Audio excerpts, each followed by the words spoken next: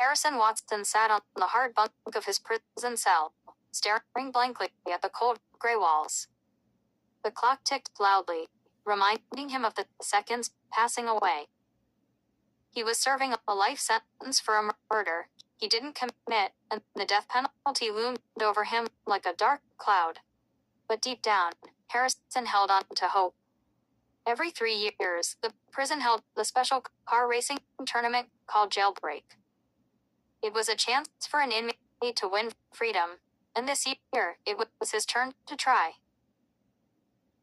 The sun shone down on the prison yard, and the air buzzed with excitement as inmates prepared for the race.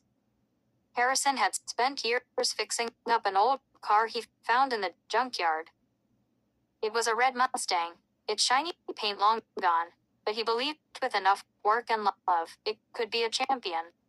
He called it Ruby. As he tightened the last bolt on Ruby, his closest friend in prison, Marcus, joined him. Marcus was tall and muscular, with a strong voice that always encouraged Harrison. "Are you ready, man?" Marcus asked, eyeing the car. "I've seen you work hard on this. You can do it." Harrison smiled weakly. "I have to win. If I don't, I'll never see the outside world again." Their conversation was interrupted when the tall, stern guard, Officer Blake, entered the yard. He watched them with a sharp gaze. "Hey, no talking," he barked. "You have 1 week until the race. Focus on your cars and keep quiet." Harrison and Marcus nodded, knowing better than to argue. In the next few days, they both worked hard. They spent long hours making adjustments, swapping parts, and learning everything they could about racing. The prison buzzed with talk about the Jailbreak tournament. Inmates placed bets, and excitement filled the air. On the morning of the race, the prison yard was transformed.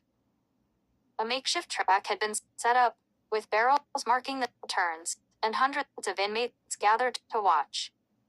Even the guards seemed a little less grumpy. They knew the race provided some fun in an otherwise dull place. Harrison stood by Ruby, his heart pounding. Around him, other racers prepped their cars. There was Tony, a notorious gang leader who had a sleek, black car. Then there was Greg, the quiet guy who always kept to himself, driving a shiny blue car. Harrison felt nervous, but confident in Ruby. As the starting whistle blew, engines roared alive, and the car shot forward. Harrison focused, gripping the wheel tightly. He pushed Ruby hard, the old engine sputtering, but roaring to life. He quickly found himself in 4th place. The first lap was chaotic. Cars bumped against each other, and cheers and jeers filled the air. Harrison maneuvered expertly, slipping between Tony and Greg, narrowly avoiding a crash. As they entered the second lap, Marcus shouted from the sidelines, "You're doing great, Harrison. Keep going." His words fueled Harrison's determination. He pushed Ruby to its limits, speeding down the straight stretch, overtaking Greg and climbing to 3rd place. The sun beat down, and the race was exhausting. Harrison could feel his muscles ache and his hands tire, but he couldn't give up. He thought about what freedom meant to him. He pictured standing under a bright sky, feeling the wind in his hair, and living a life free of bars. As they approached the last lap, Harrison realized he had one final chance. Tony was leading, and the finish line was close. He could hear the roar of the crowd and focused solely on his goal. In a daring move, Harrison pushed Ruby even harder, feeling the adrenaline surge through his veins. He slipped past Greg, then pushed to catch Tony. They were neck and neck now, engine roaring in a deafening crescendo. As they rounded the final corner, Harrison spotted a small opening. With all his might, flying at full speed, he made a bold decision. He squeezed Ruby through the narrow gap between Tony and the barriers. The crowd gasped as he accelerated ahead. Harrison felt alive, the thrill coursing through him. As they crossed the finish line, a burst of cheers erupted. Harrison had done it. He had won the Jailbreak tournament. He slammed the brakes, then leapt out of the car. Tears filled his eyes as guards rushed to him, unsure of how to react. He had done it. He had earned his freedom. Officer Blake stood there, looking stunned. You won, he said slowly, disbelief written across his face.